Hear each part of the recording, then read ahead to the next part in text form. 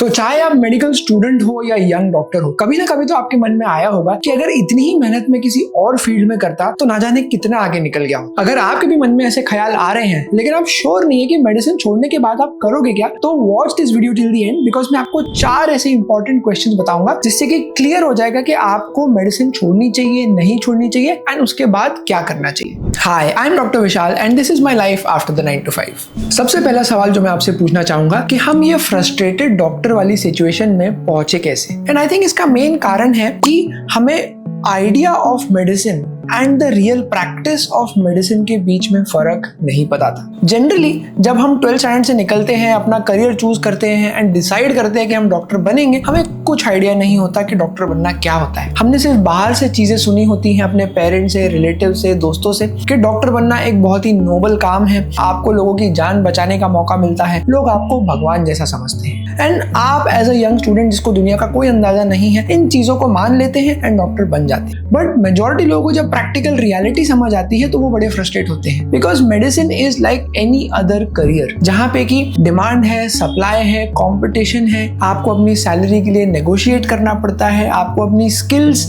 बतानी पड़ती है कि आप दूसरे कैंडिडेट से अच्छे क्यों हो, ये सारी चीजें मायने रखती हैं। एंड बाद में जब डॉक्टर्स देखते हैं कि इंजीनियरिंग में, बाकी प्रोफेशंस में तो कम पढ़ाई करके, कम मेहनत करके भी ज्यादा सैलरी कमाई जा सकती है या ज्यादा पैसे कमाए जा सकते हैं, तो उन्हें बड़ा दुख होता है। बट इसके पहले कि आप अपने नए प्रोफेशन में आगे बढ़े, आपको इंश्योर करना चाहिए कि आप अपनी पुरानी गलती रिपीट ना करें। मान लीजिए आपका मन है कि आप कल से डॉक्टरी छोड़ के आप ट्रैवल इन्फ्लुएंसर बन जाओगे, तो again the idea of travel influencing is very cool कि आपको फ्री में अलग अलग जगहें घूमने मिलती हैं, आप अच्छे अच्छे कपड़े पहनते हो, अच्छी रील बनाते हो, अंधा पैसा कमाते हो, फेमस हो जाते हो। But the reality of travel influencing as a career is much different. यहाँ पे जो ब्रांड उसको पैसे दे रही है वो उनसे नंबर्स मांगती है कि आपको जो पैसे दिए थे उससे कितने कस्टमर आए, बिजनेस में कितनी ग्रोथ हुई, कितना एंगेजमेंट हुआ। एंड जब आपको रियलाइज होता है कि अरे ये सारे नंबर्स अगर आपके थ्रू नहीं आ रहे हैं तो आप इस करियर में भी स्ट्रगल करने लगोगे। फिर आपको लगेगा कि नहीं, मेरा तो पुराना करियर ही अच्छा था, कम से कम वहां पे मीनिंगफुल काम तो था, मैं लोगों की जान तो बचा रहा था। So please understand the difference between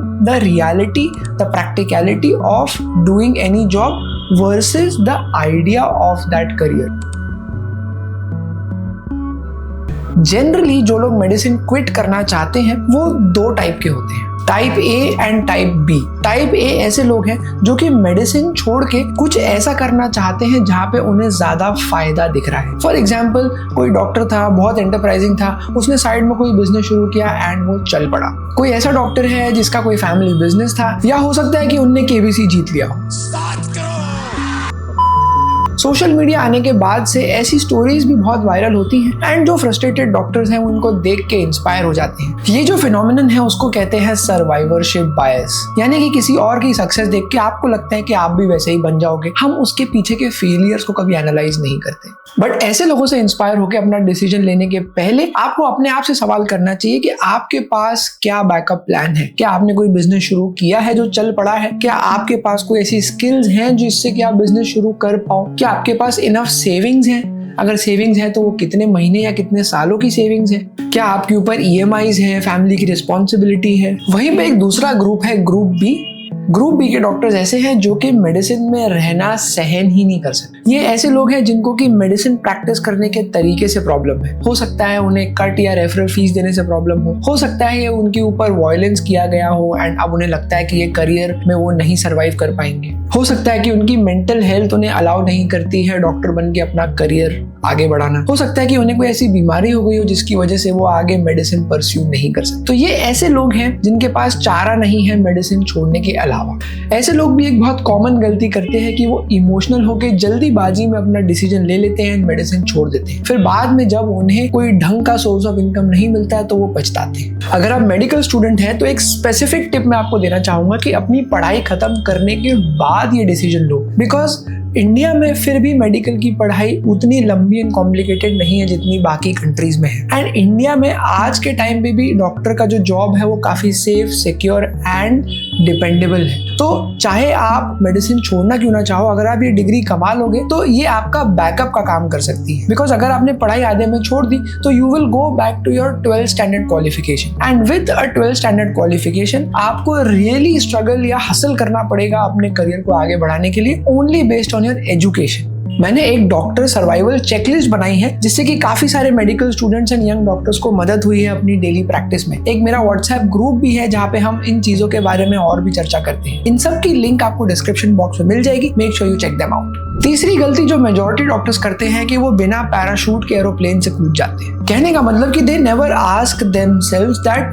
what is their unfair advantage. Honestly अगर आप देखें तो डॉक्टर बनने के लिए आपको टैलेंट की जरूरत नहीं पड़ती है। आपको पढ़ाई करना है, डिग्री हासिल करनी है एंड जो भी आपको ट्रीटमेंट प्रोटोकॉल सिखाए गए हैं उन्हें ढंग से फॉलो करना है। जनरली डॉक्टर्स एक बहुत ही प्रोटेक्टेड एनवायरनमेंट में बड़े होते हैं। 12th स्टैंडर्ड के बाद वो 5 से 6 साल के लिए MBBS के कोर्स में घुस जाते हैं, वो खत्म होता है तो PG में घुस जाते हैं, वो खत्म होता है तो MCH या फेलोशिप या किसी और कोर्स में घुस जाते हैं। इसीलिए आपकी एक्स्ट्रा स्किल्स जो स्ट्रीट स्मार्टनेस या जो साइड इनकम वाली जुगाड़ू स्किल्स है वो डेवलप नहीं हो पाती बिकॉज आपको उनकी जरूरत ही नहीं है। आपको पता है कि आपको एक ही लाइन में चलना है, पढ़ाई करनी है, मार्क्स लाने हैं, डिग्री मिल जाएगी एंड आपको जॉब लग जाएगा। बट रियल लाइफ में जब आप मेडिकल की छत्रछाया से बाहर आते हैं एंड बाकी करियर्स में, जॉब्स में अपना पैर रखते हैं तो आप रियलाइज करते हैं कि लोग बहुत सारी एक्स्ट्रा स्किल्स लेके आते हैं अपने साथ। लोगों के पास पर्सनल फाइनेंस की नॉलेज है, बिजनेस की नॉलेज है, उनको मार्केटिंग आती है, नेगोशिएशन, कम्युनिकेशन, दुनिया भर की चीजें आती हैं। तो इसके पहले कि आप मेडिसिन की छत्रछाया छोड़ो,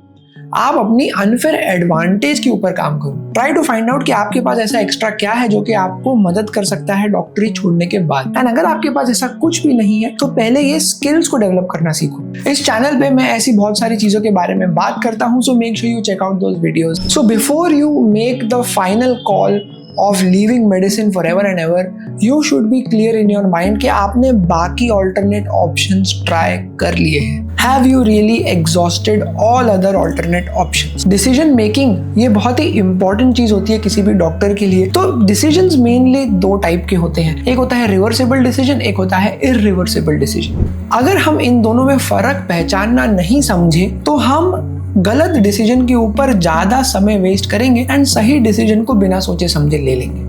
तो फॉर एग्जाम्पल इररिवर्सिबल डिसीजन वो होता है जिसको कि आप एक बार ले लिए तो दोबारा आना बहुत मुश्किल है। मान लीजिए आपने कोई घर ले लिया जिसका आपको 20-30 साल तक EMI देना है, आपने कोई बच्चा पैदा कर दिया है, या आपने कोई गड़बड़ कर दी एंड पुलिस ने आपको जेल में डाल दिया, आपके ऊपर केस हो गया। ये सारी चीजें ऐसी होती है कि एक बार आप इसमें फंस गए तो सालों साल लग जाते हैं इनसे बाहर निकलने में। So you should be very careful about these decisions. Whereas बहुत सारे ऐसे डिसीजंस होते हैं जो कि देखने में बड़े सीरियस लगते हैं बट रिवर्सिबल होते हैं। एंड लकीली मेडिसिन के करियर से बाहर जाना is one of the reversible decisions in my opinion. Because एक बार आप मेडिसिन से बाहर गए, आपने 1-2 साल तक कुछ और ट्राई किया तो आप सेफली मेडिकल फील्ड में वापस आ सकते हैं। बिकॉज लकीली फॉर अस बाकी करियर्स के कंपैरिजन में आपकी डिग्री 2 साल बाद भी उतनी ही रेलेवेंट है जितनी वो पहले थी। इसको अगर हम IT से या किसी और ब्रांच से कंपेयर करें, अगर आपने 2 साल 3 साल का ब्रेक ले लिया तो बाकी लोग आपसे आगे निकल जाते हैं और आपको एक्सप्लेन करना पड़ता है कि आपने ये इतने दिनों तक जॉब क्यों नहीं किया। साथ ही साथ टेक्नोलॉजी भी आगे बढ़ जाती है एंड अब आपको कैचअप करने में एक्स्ट्रा मेहनत करनी पड़ती है। आपने अपना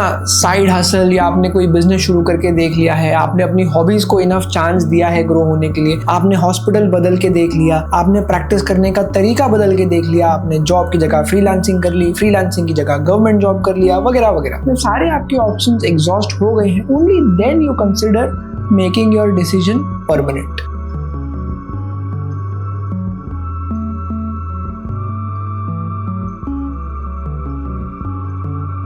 कोई भी करियर परफेक्ट नहीं है। Grass is always greener on the other side. इतने सालों में मैंने एक चीज सीखी है कि आप चाहे दुनिया का सबसे इंटरेस्टिंग काम क्यों ना कर लो, कुछ समय के बाद वो भी आपको बोरिंग लगने लगता है। तो कोई भी जॉब या करियर जो आप कर रहे हैं उसको इंटरेस्टिंग बनाए रखना ये कंप्लीटली आपकी रिस्पॉन्सिबिलिटी है। किस तरीके से आप उसमें इंटरेस्ट डेवलप करते हैं, या तो आप और डेप्थ में जाते हैं या आप नई नई चीजें सीखते हैं, वो आपके ऊपर है। In the end my philosophy is that we work to live and not live to work. So I think हमारा मेन फोकस ये होना चाहिए कि हम एक हेल्दी, पॉजिटिव, बैलेंस लाइफस्टाइल कैसे बनाएं जिस भी हम प्रोफेशन में हैं उसमें रहते हुए, ना कि हम कोई परफेक्ट प्रोफेशन या करियर के पीछे भागते रहें एंड पूरा जीवन निकल जाए। अगर आप अपने आप को एम्बिशियस व्यक्ति समझते हैं लेकिन फिर भी कुछ उखाड़ नहीं पा रहे तो मेरा ये वीडियो जरूर देखिएगा, in which I explain why most ambitious people fail to achieve their dreams.